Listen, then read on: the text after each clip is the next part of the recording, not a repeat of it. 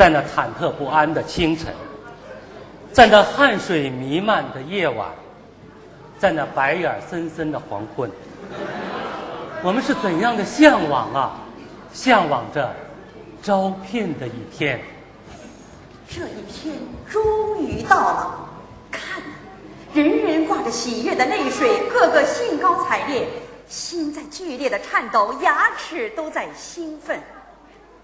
流水发出欢笑，山岗也显得年轻。他们在倾听着评论部领导震撼全中国的声音。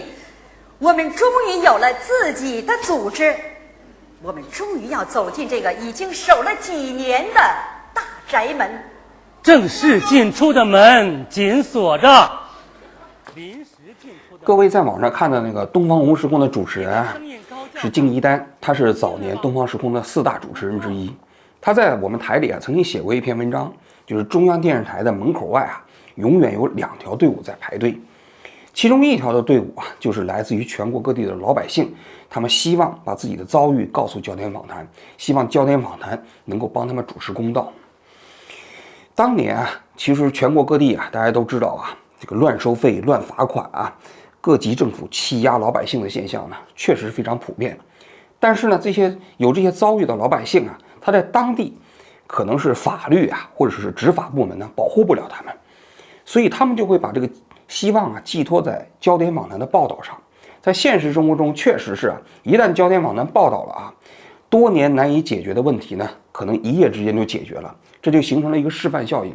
所以老百姓一旦遇到了问题，他不指望执法部门，他指望焦点访谈。所以你就可以看到啊，在中央电视台的西门外，常年有来自全国各地的老百姓在这个地方排队聚集。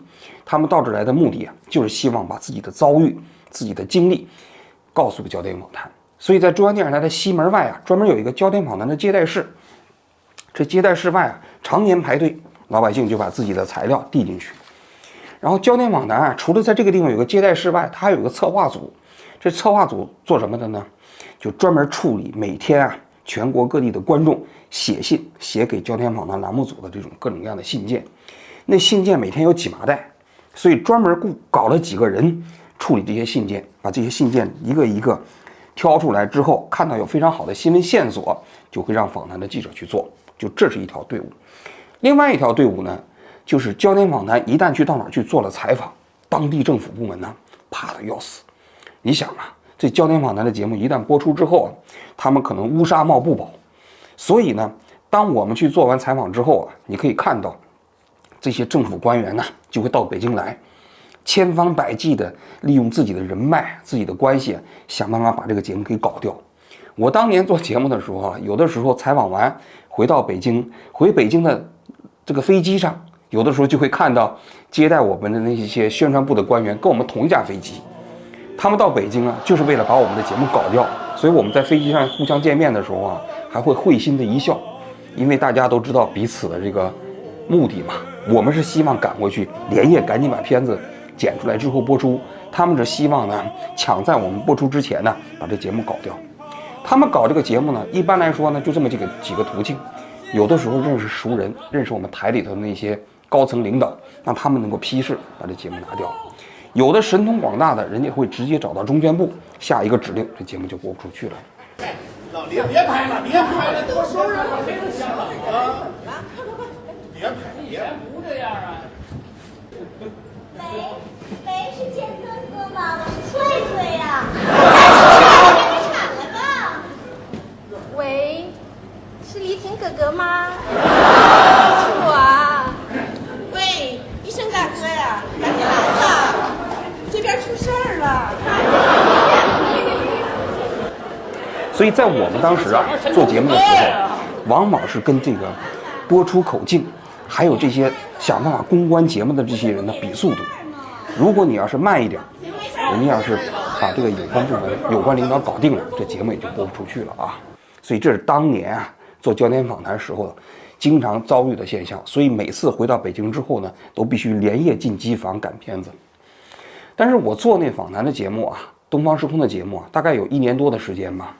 我自己慢慢也有一个感受，就是焦点访谈的节目确实威力很大，每到一个地方去采访的时候呢，老百姓呀也确确实实盼着我们能够把节目做出来，能够帮他们主持公道。但是呢，访谈的节目因为它一共只有13分钟，再加上它整体这个栏目的定位啊，它不太追究这新闻背后的复杂性，它往往会把一个复杂的现实啊简单化。我给大家讲一个我自己真实的采访的这个故事啊。有一次呢，就江苏农村的一个中学啊，他们的老师给我们爆料说，这个地方当地啊乱收费。怎么个乱收费法呢？就是说强迫老师去乱收费。什么意思呢？就是这些中学的老师啊，当地的镇政府给他们每个人都分了任务。因为当年的农村呢，对农民还是有一些征收的，就3提5统嘛，就是你的特产税啊，什么屠宰税啊，还有你这个粮食作物啊，生产出来之后要给政府交公粮。那很多老百姓不愿意交啊，怎么办呢？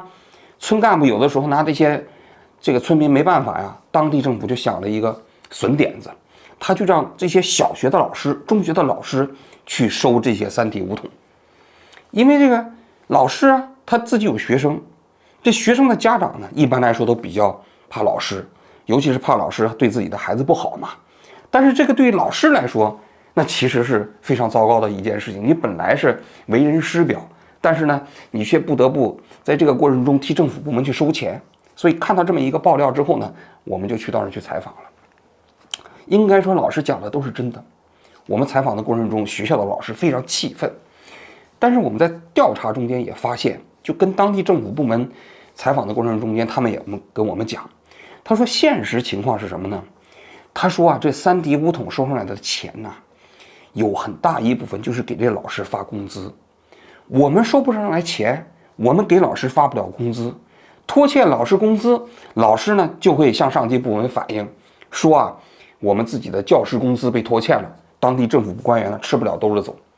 他说，王记者，如果我是你，你是我，你怎么办呢？我只能让这些老师去收这些钱。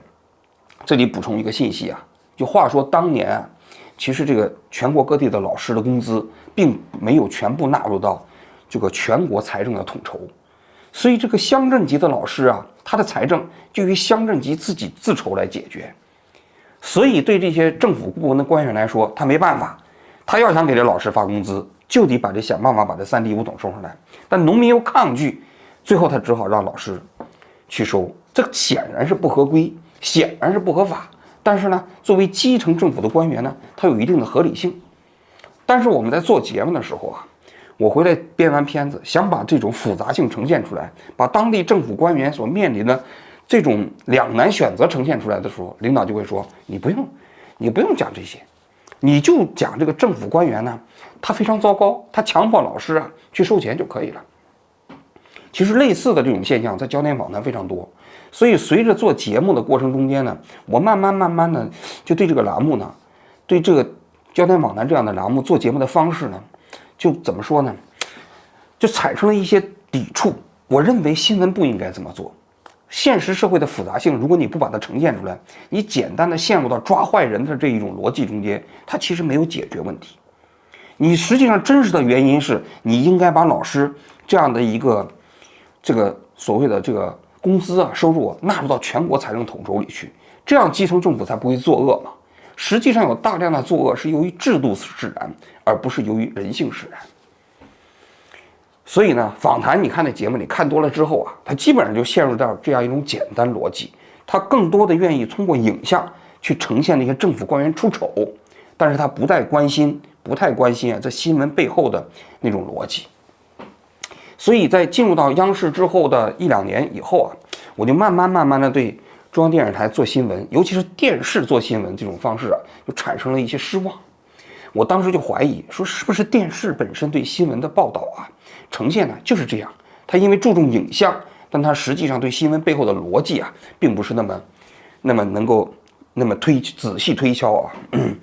后来我上一期节目讲了，当时东方时空跟这个新闻评论部分家，我们就去了新的东方时空。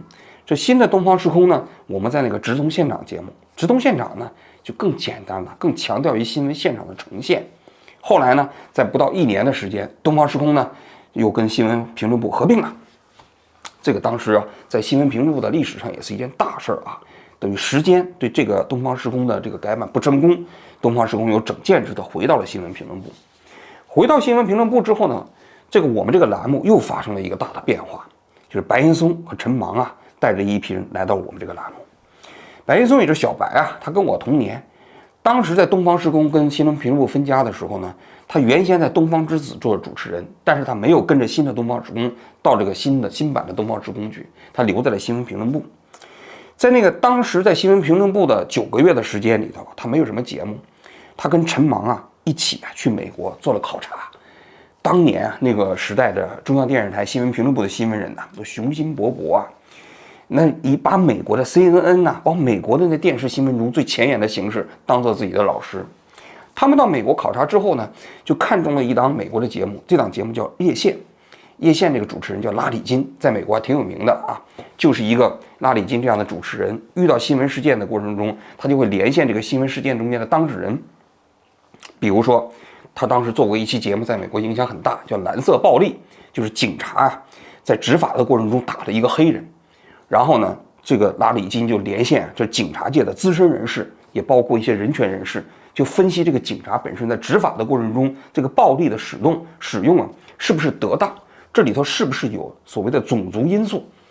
这样的节目在美国非常普通啊，但是在中国当时还没有，所以他们就想把这个节目呢带回到中国，在新闻评论部把它建立起来。于是呢，东方时空跟新闻评论部合并之后啊，他们就在东方时空我们这个所在这个栏目成立了新闻连线。这新闻叶线啊，这个节目呢，其实就是完完全全模仿美国的这个叶线节目的。白岩松是主持人，后来呢又找来了张泉灵，还找来了柴静，这3位是主持人。我呢就在这个栏目里做策划。所谓的策划呢，实际上就是联系嘉宾呢，然后完事之后剪辑他们采访完之后的这个内容。在这个过程中间呢，我就第一次认识了陈芒。招聘了！现场招聘了！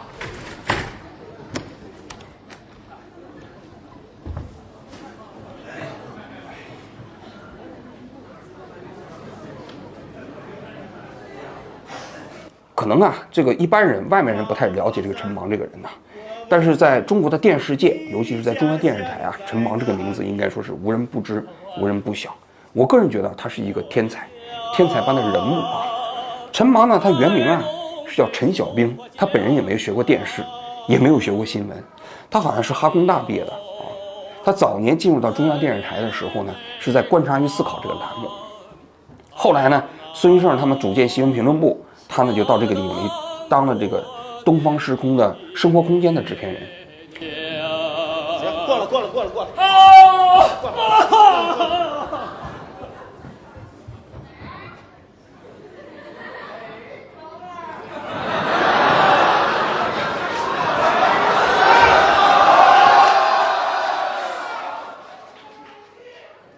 你从哪里来，我的朋友？好像一只鸭子飞进我的窗口。不要问我从哪里来，我的故乡在远方。为什么流浪？为了理想，北京理想。还有。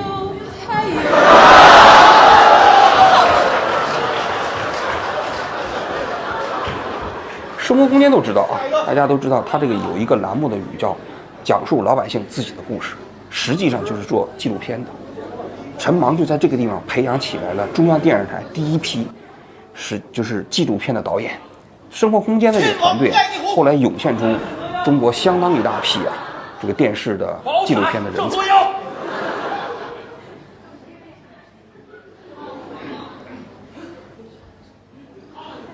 脸红是吧？